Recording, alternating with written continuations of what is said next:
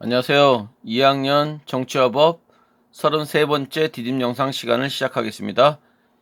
이 단원에서는 불법 행위와 손해배상이라는 주제로 함께 공부해 보도록 하겠습니다.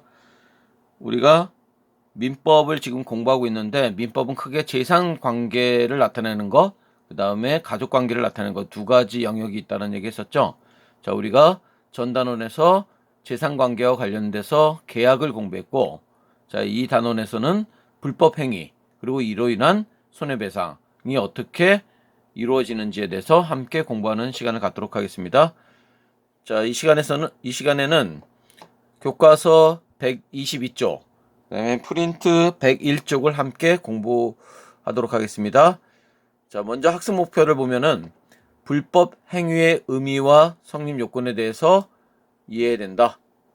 자, 불법 행위, 특히 요 불법 행위의 성립 요건, 요 내용이 중요하죠. 그 다음에 손해배상의 원칙과 종류에 대해 파악하기. 그 다음에 특수불법 행위에는 어떤 것들이 있는지, 자, 요 내용이 중요한 내용입니다. 자, 이렇게 공부해 보도록 하겠습니다. 자, 먼저 불법 행위의 의미와 성립 요건에 대해서 공부해 보도록 하죠. 자, 불법 행위가 뭘까요? 불법 행위는 어떤 사람이 뭐나 뭐로 위법하게 타인에게 손해를 끼치는 행위죠. 자, 바로 고의나 과실로 위법하게 타인에게 손해를 끼치는 행위를 불법행위라고 합니다. 자, 이렇게 고의나 과실로 법을 위반하여 타인에게 손해를 끼친 이런 행위를 불법행위라고 한다 라고 볼 수 있겠네요. 자, 형법에서는 고의나 과실에 따라서 굉장히 차이가 크지만은, 민법에서는 고의와 과실 모두 불법 행위를 구성한다는 점 기억하고 있으면 되겠습니다. 그리고 자, 불법 행위를 저지른 가해자는 자신의 행위로 발생한 피해의 정도에 따라 뭐를 해야 될까요? 자, 가해자는 바로 손해를 배상하게 되는 거죠. 다른 사람의 물건을 훼손하면은 그 훼손한 물건에 대한 손해배상을 해야 되겠죠. 다른 사람의 생명이나 신체 위협을 가하는 행위도 역시 그에 따른 형사처벌과 아울러서 민사상 손해배상도 해야 되는 거죠. 자, 그 다음에 불법 행위의 성립 요건을 보면은, 자, 어떤 경우에 불법 행위가 성립하느냐. 자, 요거 굉장히 중요합니다. 자, 요 내용을 잘 정리해 두기 바랍니다. 자, 먼저 첫 번째로 피해자에게 손해를 야기시키는 가해자의 행위가 있어야 되겠죠. 자, 피해자에게 손해를 야기시키는 가해자의 행위가 있어야 된다. 자, 가해 행위가 있어야 되고, 자, 이 6가지 성립 요건을 잘 정리해 둬야 됩니다.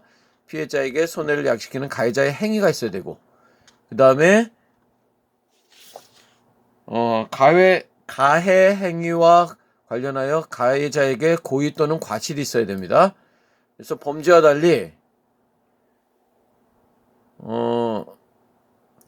뭐와 관련해서는, 그쵸, 바로 불법 행위와 관련해서는 고의나 과실을 구별하는 것이 큰 의미를 지니지 않는다라는 얘기 했습니다. 자, 이렇게 두 번째 불법 행위의 성립 요건은 고의 또는 과실이 있어야 된다는 점. 세 번째는 법이 보호할 가치가 있는 이익을 위법하게 침해해야 되는 거죠. 이 법이 보호할 가치가 있는 이익, 이거를 위법하게 침해하는 거, 위법성이 있어야 된다는 얘기입니다.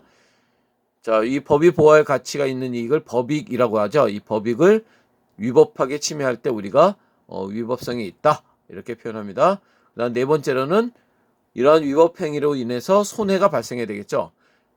자, 피해자에게 손해가 발생하는 경우, 손해에는 재산적인 손해뿐만 아니라 정신적인 손해도 포함되죠. 이 정신적인 손해를 뭐라고 할까요?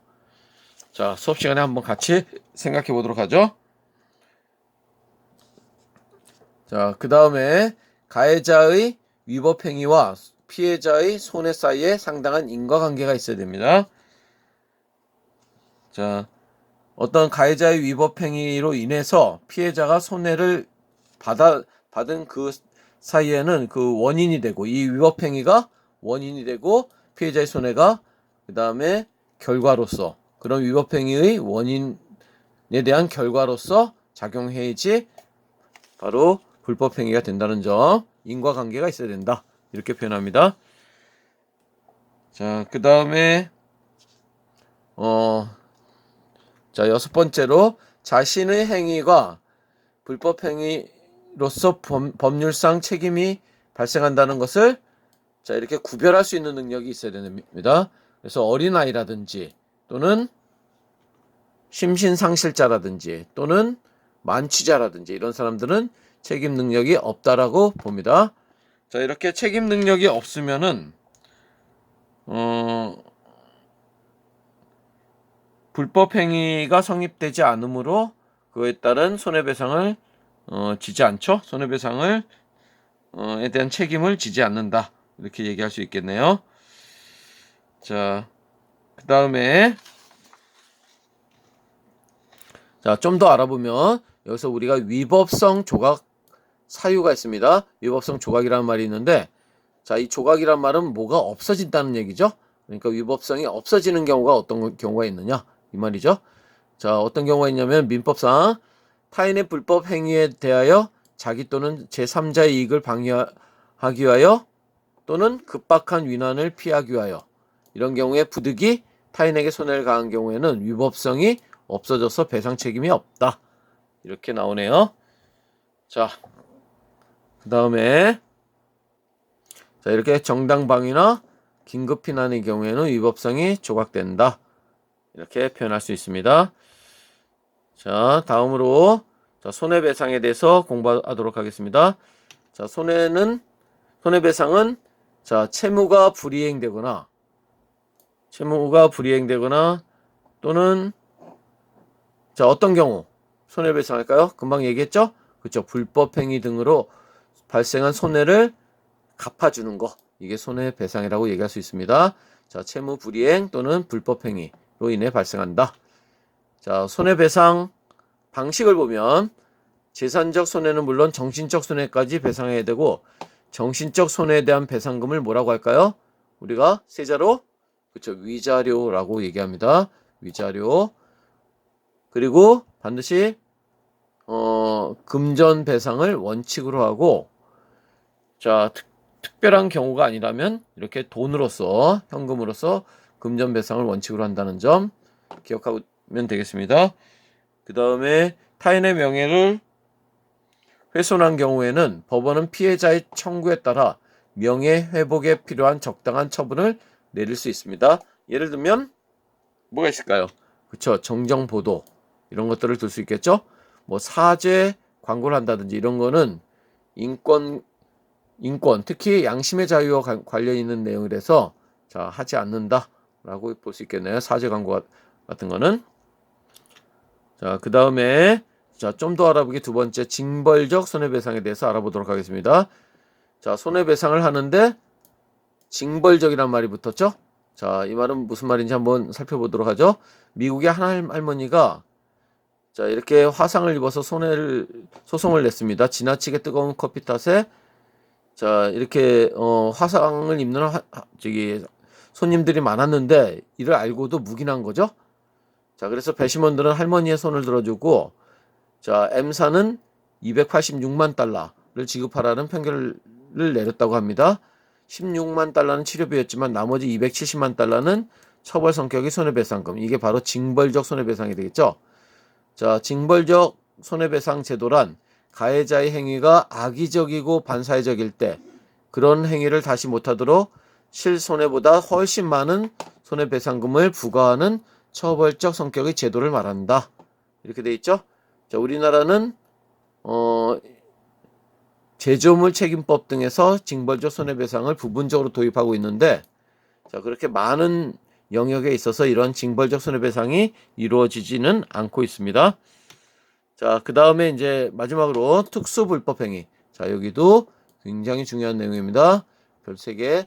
자, 꼭 잘 정리해 두기 바랍니다. 자, 어떤 경우가 있냐면 일단 의미부터 보면은 불법 행위로 인한 손해에 대해 배상을 받기 어려운 특수한 경우에 직접적인 가해자는 아니지만 일정한 지위에 있는 사람이 불법 행위에 대한 책임을 지도록 하는 거. 이게 특수 불법 행위입니다. 자, 유형은 자, 이렇게 5가지 유형이 있습니다.